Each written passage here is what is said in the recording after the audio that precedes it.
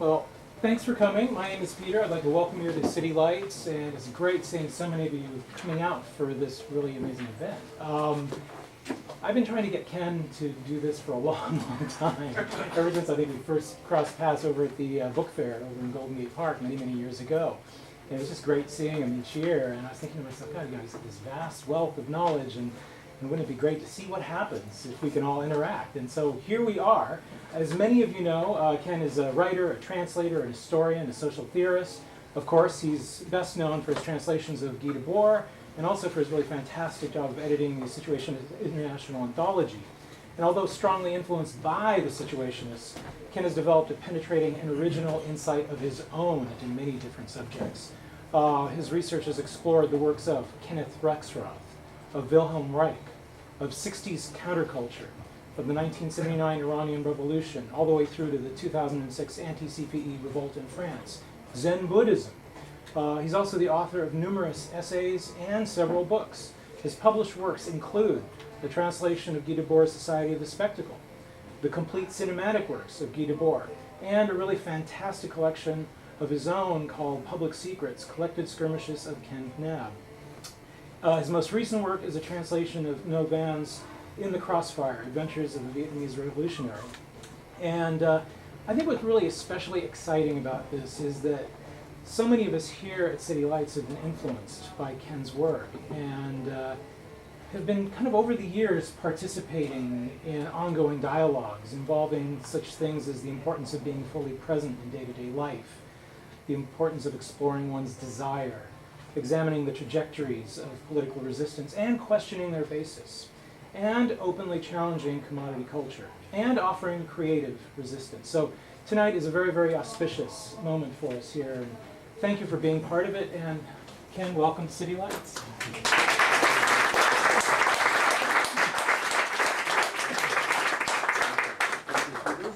And thank you all for coming. I'm very moved to see especially people who came a long way. And all that. Let me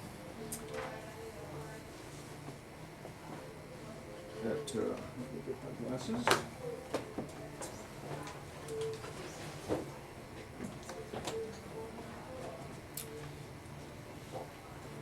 When Peter mentioned that they'd been trying to get me here, this is from Public Secrets here, me writing about just after the Situationist International Anthology, which was back in the early 80s. And I was, in here I'm talking about some of the reactions to it and so on. And I said in the last few years, books and articles on the SI have become, that's the Situationist International, have become even more numerous than in the immediate aftermath of May '68. And the SI has become more intriguingly notorious than ever. A little of the aura has even rubbed off on me. Since the original SI members have generally remained unavailable, I have sometimes been considered the next best thing and have been asked to do book signings, to grant interviews, to give talks, to be videotaped, to contribute to various publications, to provide information for graduate theses, to take part in radical conferences and academic symposiums, to be a visiting artist at an art institute, and even to furnish background material for a television program. I have refused all these requests. Thank you. This isn't a matter of rigid principle. Someday, if I'm ever in the mood and am given sufficiently free conditions, I may decide to detour in one of these situations, as Debord once did when he gave a talk at a conference on everyday life. His talk, among other things, criticized the inherent limits and biases of such conferences. But on the whole, I think people are fooling themselves if they believe that the radical effect of this sort of publicity outweighs all the trivializing and neutralizing effects, including the subtle temptations to accentuate one's own trendy or sensational qualities while refraining from offending anyone in order to ensure that one will be invited again. In any case, although I'm somewhat less rigorous in these matters than was the SI, when I am asked to present or represent, quote, the situationist perspective, unquote, I feel I convey that perspective most incisively by refusing the kinds of things the situationists themselves consistently refused. Anyone is free to reprint, adapt, or comment on any of my publications. I can't take seriously those who never do so while seeking some personal encounter or scoop designed to give spectators the impression that they have gotten some inside dope about texts they often haven't even bothered to read, much less put into practice. It seems to me that maintaining this distance puts things on the clearest basis. So that was me writing back in 1996. And as I said, this isn't a hard and fast thing. I didn't say there's something sinful about giving interviews or these things, but I was aware of the downsides of it and had been made particularly aware by the situationists. And so I tended to avoid these kinds of things, just saying, hey, I've written it there, use it. You know, you don't need to pretend that you're getting some personal thing from me. But obviously there are also advantages in talking, discussing things. You can ask questions, stuff like that, so I'm aware of that. But I would just like us to be aware tonight, and on other occasions, of the ambiguities of that it may be interesting to see somebody talk and ask questions and so on, but it can also sort of be part of the existing, say, status quo, where there's just somebody else up there, and you say, oh, I met so-and-so, or he's cool, or no, I don't like him, I like that one better.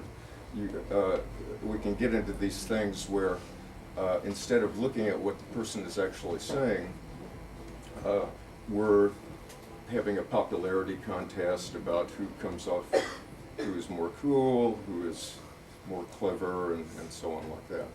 So anyway, in recent years, I have been toning down my objections, and I appeared at a few Guy Debord film showings, and some things about that Vietnam book that Peter mentioned. Those were experiments, and they worked out pretty good. I was a little dubious going into them, but I thought, oh, that was good. People asked questions. And so I thought I would just try the same kind of thing, only in this case talking about my own trajectory and my own writings, instead of about Guy Debord or somebody else like that. So what I'm going to do is talk about my life and read some passages from Public Secrets for maybe the next 40, 45 minutes, something like that. And then we can go right into questions.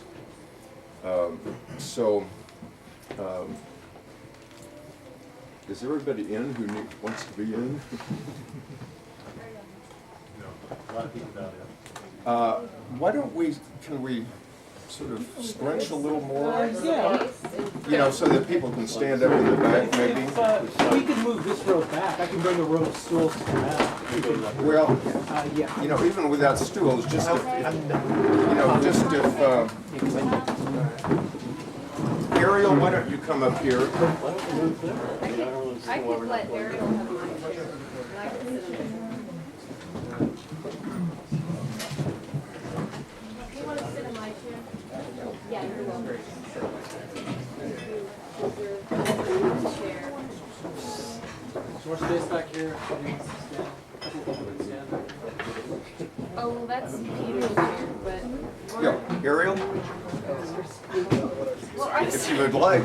Or, going to see if you could sit in my chair. Do you need a chair? no. So Sorry. I guess I'll put this straight. Thank you for coming. Is it possible to move that? We'll Would that be done? so they could- Yeah, we can, I think that's well, as far as I I can can't go, move right? back. No, you can come for No contest.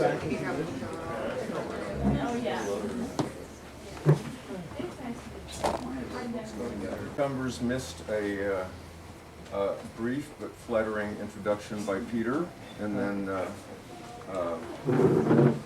not very much else. I'm going to talk about my life a little bit, my political trajectory, political and other, and read some passages from my book, Public Secrets, for about 45 minutes or so, and then we can go into questions. So, I was born in Louisiana in 1945 and raised in Missouri in the Ozarks, and had a pretty idyllic childhood, kind of a Norman Rockwell sort of thing, and in the Ozarks there. And one big turning point in my life was when I was 13. I read an essay by Bertrand Russell, and who mentioned that he was an agnostic. And what? How can this be? Because I was right in the middle of the Bible Belt, and so I became an atheist after just thinking about that for a day or two.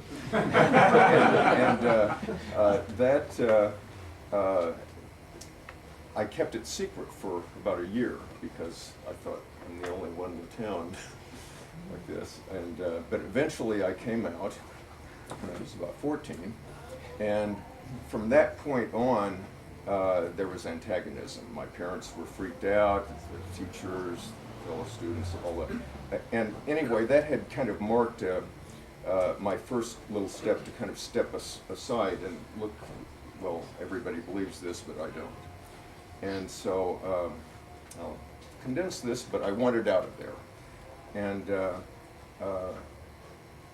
by good fortune, I discovered this little college called Shimer College in Illinois, a little great books discussion place that took students who had not graduated from high school.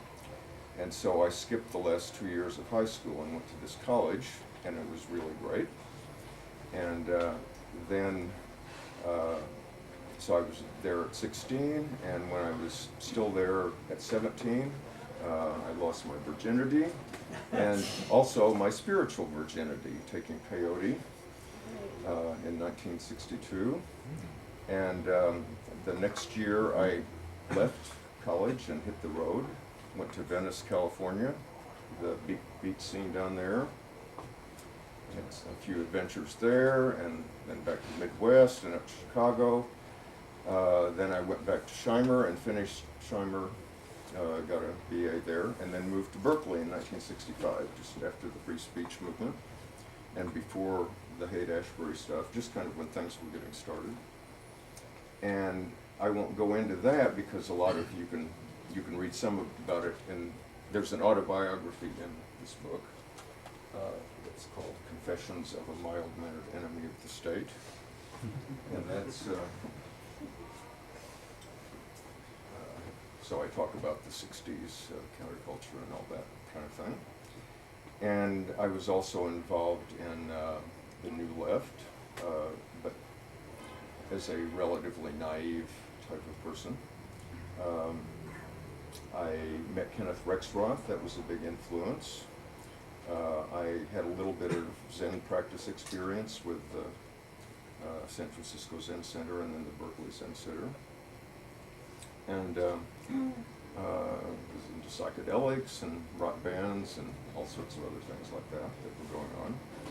And I got a little more heavily into politics in 1968, and again, naively sort of following along with whatever the, the demonstrations or whatever was going on.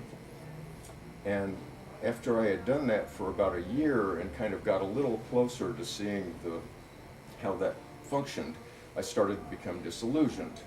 I'd go to a Black Panther conference, all ready to be real enthused and see a picture of Stalin on the wall and see SDS turning into competing Maoists and this sort of thing.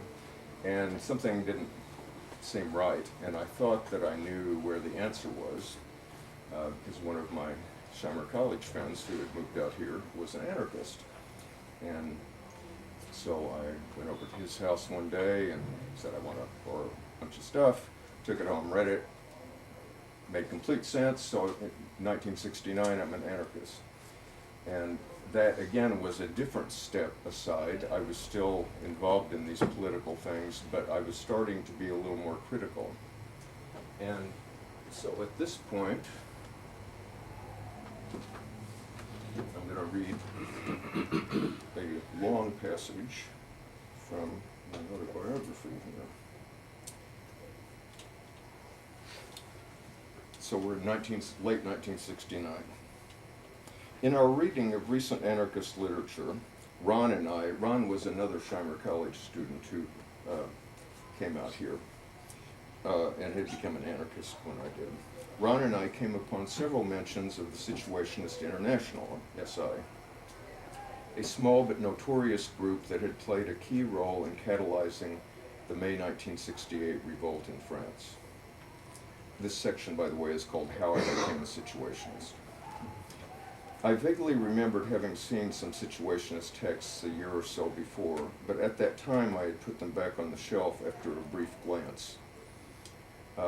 In December 1969, we again came across some Situationist pamphlets up on Telegraph Avenue in a local bookstore, and this time, of course, we did read them.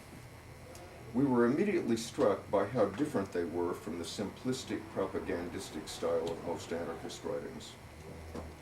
The Situationist style seemed rather strange and tortuous, but it was extremely provocative, clearly aimed more at undermining people's habits and illusions than at merely converting them to some vague and more or less passive libertarian perspective. At first we were bewildered, but as we reread and discussed the text, we gradually began to see how it all fit together.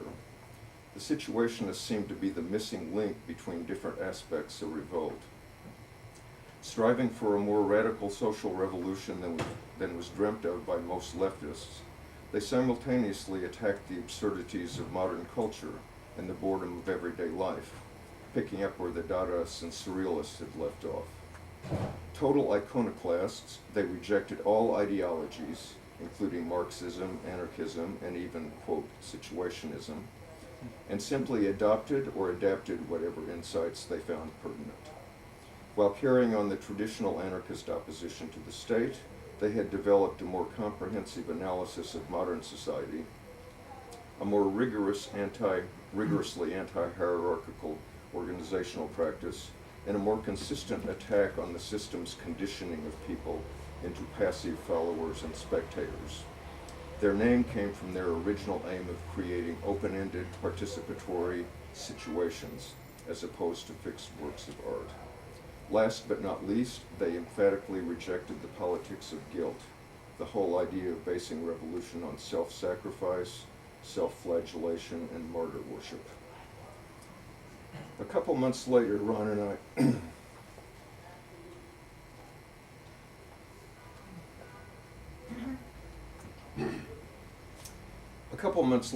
and I came across some Situationist-style leaflets by a local group with the intriguing name Council for the Eruption of the Marvelous. We wrote to them proposing a meeting.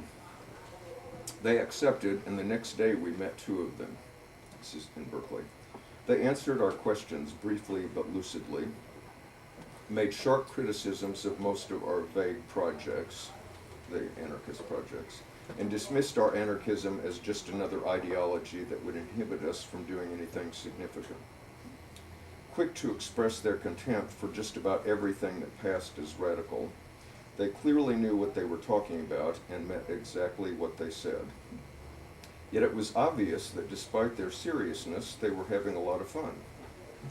Their own agitational practice, consisting primarily of critical interventions in various situations, seemed to combine careful calculation with a delightful sense of mischievousness.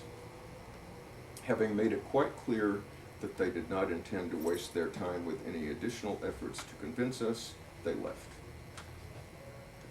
We were stunned, but also aroused. Even if we were not sure we agreed with them on some points, their autonomy was a practical challenge. If they could put out leaflets expressing their own views, why couldn't we? We went back to Ron's place, turned on, and each wrote one. Mine was a collage of anarchist and situationist slogans, followed by a list of recommended books. His was a satire of the way revolution was being turned into a trite spectacle.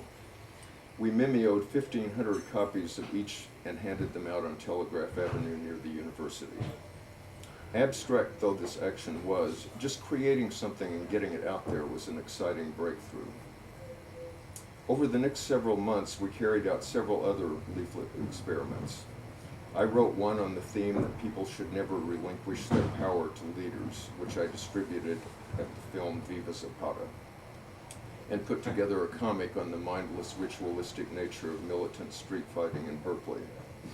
Ron wrote a review of Martin Buber's Paths in Utopia and a critique of an inept classroom disruption carried out by some of our anarchist acquaintances. These interventions were all pretty rudimentary, but by noting the various reactions they provoked, we gradually got a better feel for confronting issues publicly. There was a progression toward greater incisiveness and criticality. During this same period, we attempted to find some viable compromise between our hang-loose countercultural milieu and the rigorous extremism of the situationists, at least as we somewhat confusedly understood it.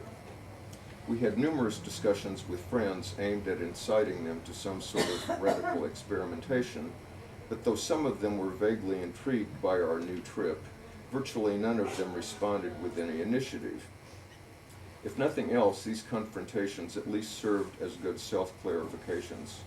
We were becoming so involved in our new ventures that we had little interest in continuing relations on the old terms. As for the anarchists we had been hanging around with, just as they had made no demands on us, they expected us to make none on them. When we offered a few mild critiques, far milder than the CEM, that's the Council for the Eruption of the Marvelous, had made of us, they reacted defensively. We began to see that despite its pertinent insights, anarchism functioned as just one more ideology, complete with its own set of fetishized ideas and heroes. After months of discussions and study groups, the grouping had not proved capable even of carrying out any of the reprinting projects, much less of starting a bookstore, which we had been trying to do. We concluded that if we wanted anything done, we'd better do it ourselves, and that autonomous interventions were more likely to strike a chord than distributing a few more copies of anarchist classics. We rarely saw the CEM, but were occasionally informed of some of their delightfully scandalous interventions, whose combination of the situationist tactic of détournement with a dash of surrealist and William Burroughs influence was theorized in their pamphlet on wielding the subversive scalpel. That's the title of the pamphlet. Some of their examples is lampooning the spectacular role of sacrificial militants, with a leaflet showing the Chicago 8 being crucified. The Chicago 8 were 8 people being tried at that time. Going from door to door in a plastic suburb, dressed in suit and tie, delivering a tract exhorting the recipients to drop everything and get a life. Disrupting a local Gadar appearance with rotten tomatoes and bilingual leaflets. Handing out packets of trading cards featuring stereotypical roles, for example, housewife, spare change artist, hip merchant, and great moments in the void, for example, traffic jam, supermarket shopping, watching TV. We also met two emissaries of another situationist influence group from Massachusetts, the Council for Conscious Existence. The CCE was less humorous and surrealistic than the CEM, but equally intense, intransigent, and iconoclastic. Their example reinforced the CEM challenge to call in question everything out of our past, including all our previous idols. Can you open the window maybe? We can't open this one. I don't know, but That one's a. that one is open. I can, but I can't sit upstairs. Was somebody on the stairs that Yeah. could not come in? Can room be made, or? Come back.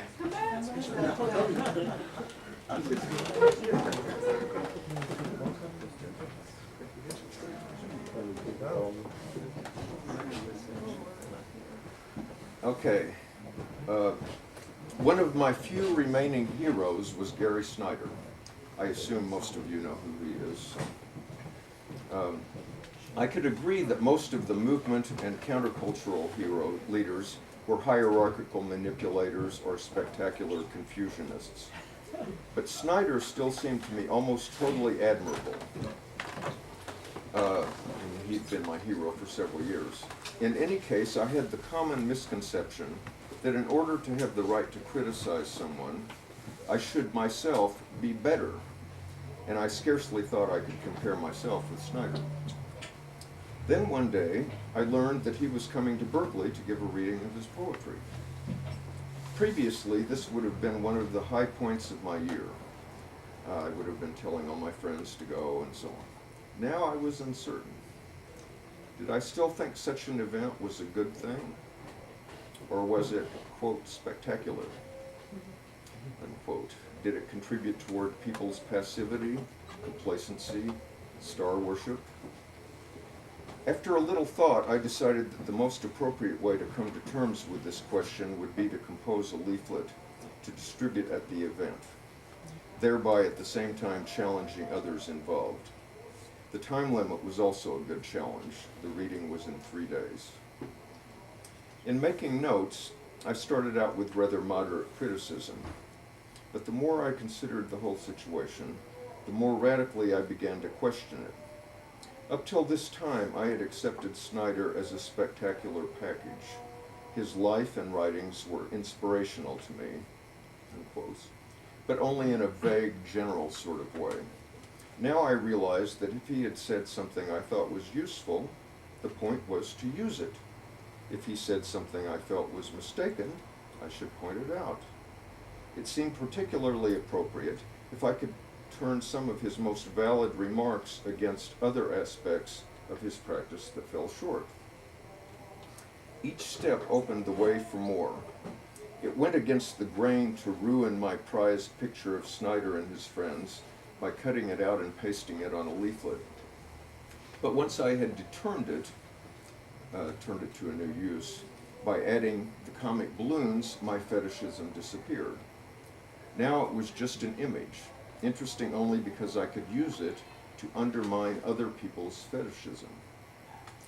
I laughed at myself as I broke through my own psychological resistances, just as I laughed to think how this or that aspect of the leaflet would meet with uneasy puzzlement on the part of the people who received it. If what I came up with seemed bizarre or awkward, so what? I was creating my own genre, and there were no rules but the desire to get to the root of the situation and expose it in the most challenging way possible. I finished the leaflet, and now I'm going to show you the leaflet.